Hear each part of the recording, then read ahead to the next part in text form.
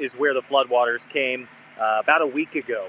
Behind me, this is an RV, and you can see the power of the water and all of the debris that water was carrying last Friday. This is what it left of this RV at this location.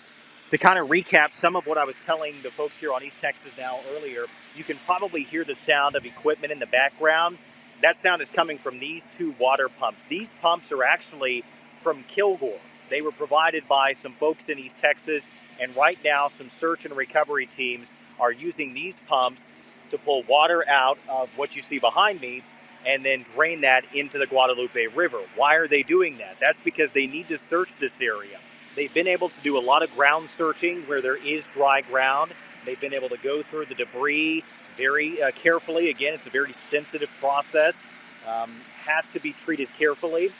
They're going to drain this. They're putting the water in the Guadalupe River, and then they'll start searching this, possibly for bodies of those still missing. Now, across the river from me here, I've been keeping an eye on a pretty intense search. There's a group of folks over here, search and rescue team. There's also a cadaver dog over there. You're not going to be able to see it, but I'll kind of describe to you what I've been seeing. We were talking earlier about the sensitivity that is required in a search like this.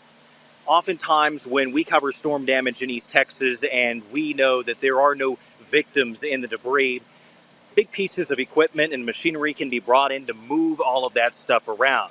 Sometimes it's what's required to move things that weigh that much. That cannot be the case here. This has to be a very sensitive search. The crew behind me across the Guadalupe River, they're going through debris, brush, tree limbs, some heavy pieces of trees and things like that. They're having to go through all of that by hand because this is such a sensitive search. They don't know if possibly one of the victims is buried beneath all of that debris. And so we've been keeping an eye on the work they're doing over here. Earlier, we heard one of the cadaver dogs alert just a little up the river here. As to what happened, we're not across that way. We don't know exactly, but kind of a chilling sound. The person I was standing next to at the time, who's been here for about a week now with search and rescue, they were saying that's the sound of a dog alerting that they may have found something. And so when you know what that sound means, certainly it gives you chills. It makes you sick to your stomach. Looking at some of the debris here behind me, this is what the water did. Again, what you're looking at here, this is not where the Guadalupe River typically flows. This is not the Guadalupe River bed. The Guadalupe River is over here. This is what it looks like a lot of the time. Mind you, it's higher than usual, but almost a week ago, that water was covering everything you see here, and it carried so much debris. You see a trailer turned upside down over there. Off in the distance here, Hannah, I don't know how well you can see it, but in the water there is the top now.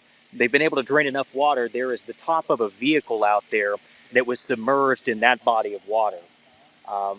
It's another reason why they really want to drain this body of water so they can get in there and search and clear this area.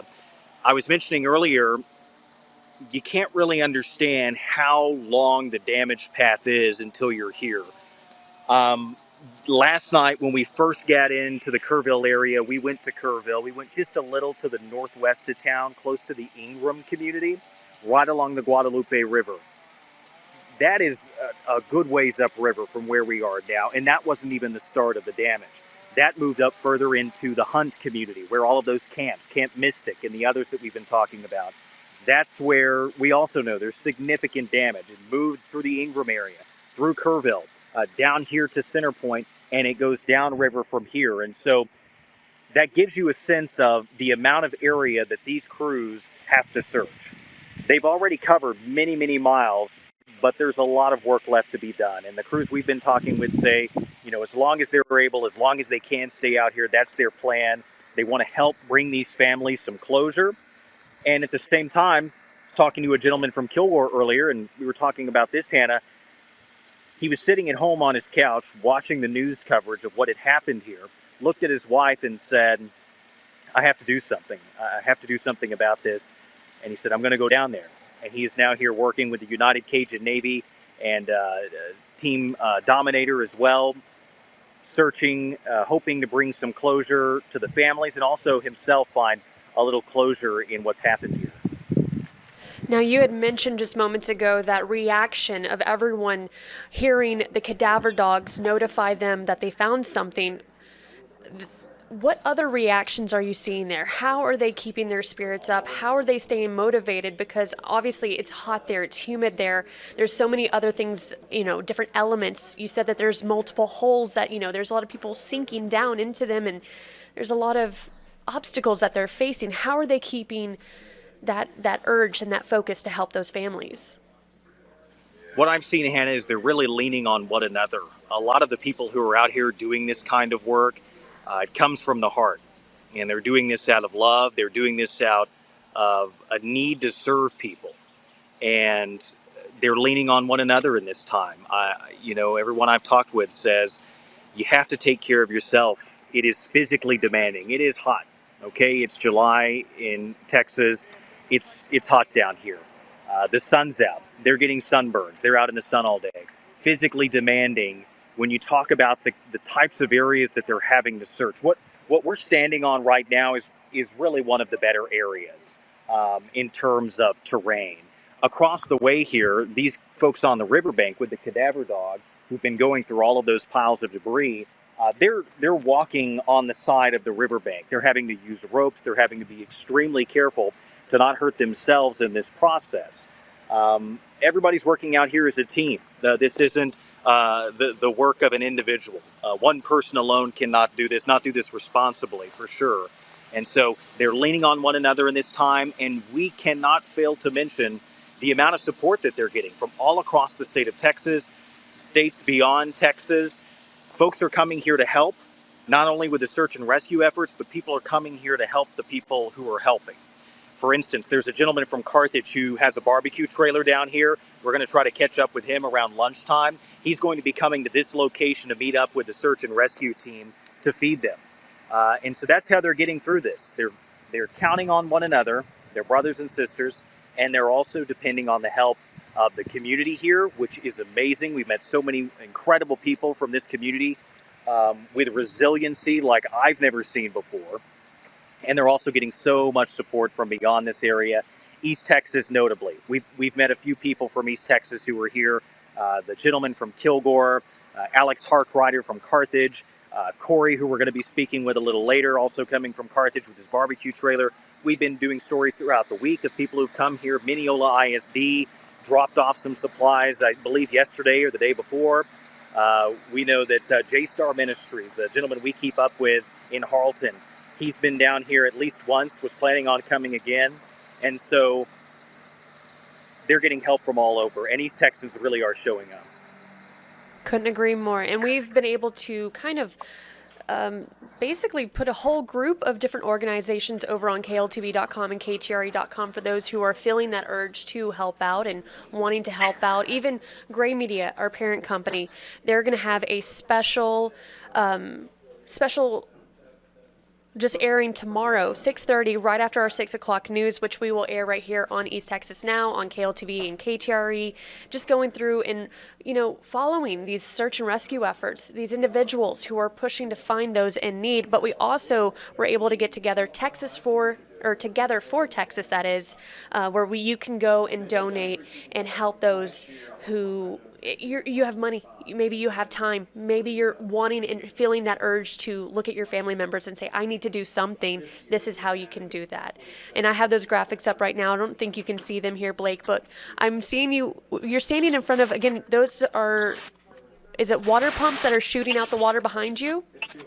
Yeah, so I wanted to give you a visual of what I was talking about earlier, and hopefully you can hear me. It's a little bit loud, but yeah, these are the water lines that are coming from the pumps, again, provided by United Rentals out of Kilgore. That's where those pumps came from.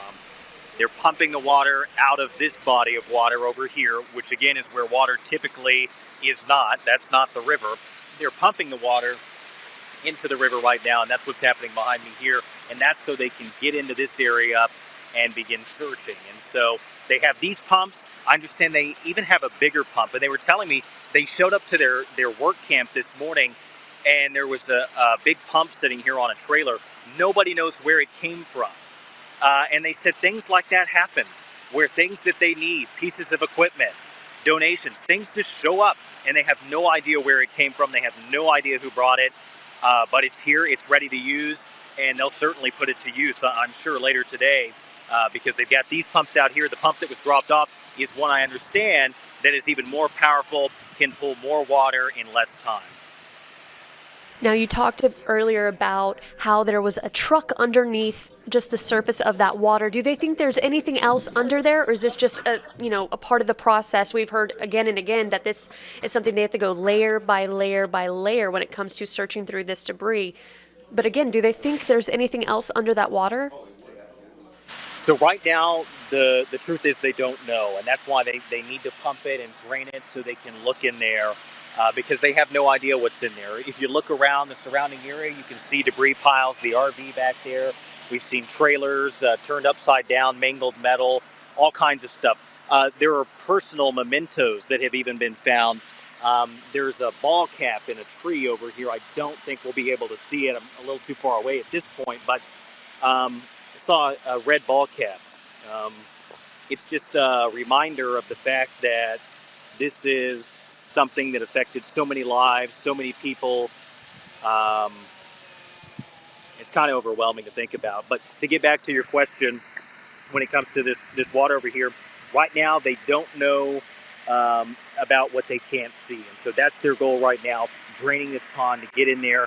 Hannah, I'm going to briefly turn the camera around. Well, I don't know if I can.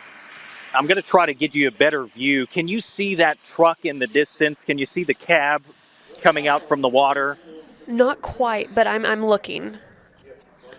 I'm going to try to help you see this here. Okay. Is it that dark shadow? Can you see that right there? Oh, yes. Okay. Yes, I do. I know it's extremely difficult to see, but that's the one thing that's visible right now above the water level. And I can tell you, since we got here earlier, this pond is draining, this body of water, because we can now see more of that truck. Whereas earlier, Andrew Culver and I, who were down here as a team working together, we were up on the hilltop trying to figure out what that was. And at this point now, we can clearly see that it's a vehicle. The question is, what kind of vehicle? As I look closer at it right now, it looks like it could be some type of an RV, possibly. One that was just destroyed by the power of the water. And I've been talking about this too. It is not the power of the water alone. It is the power of everything that water carried, whether it's big trees, piles of brush, vehicles, recreational vehicles. We've seen houses in videos, buildings floating down the river. It's the power not only of the water alone, but the power of everything that water hurled down the Guadalupe as this flooding event happened. We appreciate this coverage, and we have a lot of conversations happening right now on our East Texas Now mobile app, just thanking that you are down there to give us a closer look, and of course asking that you stay safe while you're down there, stay hydrated, and I'm sure that's something on everybody's minds. If our rescue teams aren't taking care of themselves, they can't take care of others. Absolutely. And as I speak here, we've got some guys rolling down here. The gentleman from Kilgore is actually with this crew. Looks like they're moving in to maybe get some of that search work underway. Okay. Well, of course, we'll be checking in with you throughout the day. We'll be touching base to make sure that we have the most updated information, and we appreciate your work. Thank you so much. Thanks, Hannah. Talk soon. Talk soon. Now, that was our Blake Holland from here in East Texas, keeping us updated on what's going on right there in Kerr County. I believe he said he was in Center Point, which is not far from Kerrville itself, but not in Kerrville, Kerr County for sure.